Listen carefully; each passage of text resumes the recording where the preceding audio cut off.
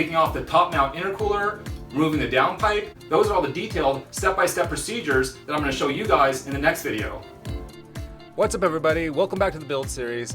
Thank you for checking out the video. I'm Luke and you're watching the SubaruONLY show. Today's video is a continuation in the build series on the 1998 two-door coupe that has a full 2005 WRX engine and transmission swap in it. In the last video, I walked you guys through 4 fundamental steps for pulling any Subaru engine out of a car. But in this video, we're going to walk through the specific steps to pull that 2005 WRX engine out of this car.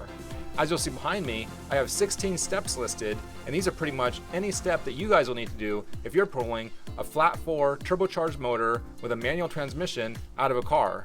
I've also included a step to cover those of you that have automatic transmissions, step 13, and I'll talk about that more when I get to that step.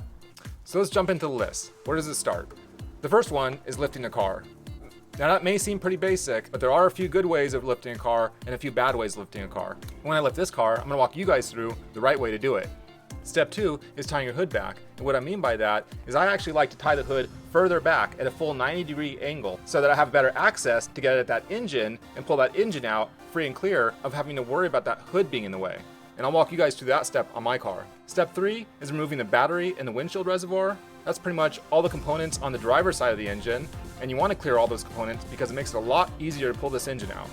Step 4 is the radiator in the overflow tank. Now I know some people can remove these Subaru engines while leaving that radiator in, but it makes it a hell of a lot easier. It's one less thing to worry about damaging, and I prefer to take it out every single time. So I'm going to show you guys how I remove a radiator the quick and easy way. Step 5 is removing the intake, top mount intercooler, and that pitch stop. That's a pretty straightforward process, but a lot of people struggle with that top mount intercooler, and I'm going to show you the quick and easy way that I do that as well. The fuel lines and vacuum hoses, a lot of these Subarus have quick connect fittings for their fuel lines, and I'm going to show you guys how I modified one of the common parts store fuel line tools to work on these Subarus. Step 7 is all the electrical harness points, the grounds, and miscellaneous cables. On Subaru engines, there's several harness points that you have to disconnect, and I'm going to walk you guys through each one. Step 8 is the AC compressor and the power steering unit.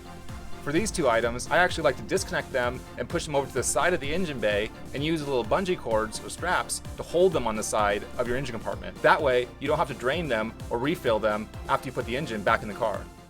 Step 9 is your downpipe, and that only applies if you have a turbocharged engine. This 2005 WRX engine is a turbocharged engine. And you'll see in parentheses, I refer to the center exhaust, and that's because in the factory service manual, they actually refer to your downpipe as your center exhaust pipe. Step 10 is your lower Bellhousing nuts in your starter, and I'll walk you guys through that step when I get there. Step 11 is your engine mount to cross member bolts, and those are underneath your car, and there's one on each side, the driver's side and the passenger side. Step 12 is the clutch release fork shaft. This is a little bit tricky for some people, but it's pretty straightforward once you've seen it done. It doesn't apply to all Subaru manual transmission cars, but it does apply to this year. Now if you have an automatic transmission, you won't have to worry about this step. You'll actually be doing step 13, which is removing the bolts from the torque converter.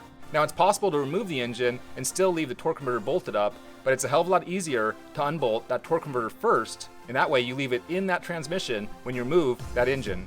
Step 14 is connecting your engine lift or crane, and there's definitely several options or ways that you can connect an engine lift to these Subaru engines. And I'm going to show you guys the way I've done it and the way that's worked for me great time and time again.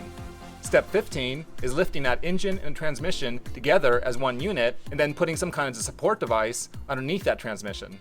Because in the next step, we're actually going to be separating that engine and transmission, and we need to support that transmission once those two are separated. Step 16 is remove the final bolts from the engine to transmission, and then separate the engine and transmission, slide the engine off the transmission input shaft, and then slowly remove that engine from the engine bay without damaging any of the surrounding components. Now these 16 steps are pretty much the steps that you're going to have to go through for any turbocharged manual transmission Subaru vehicle. So I'm going to take the time to walk through each one of these steps carefully and try to walk you guys through all the little procedures involved in each one of these steps.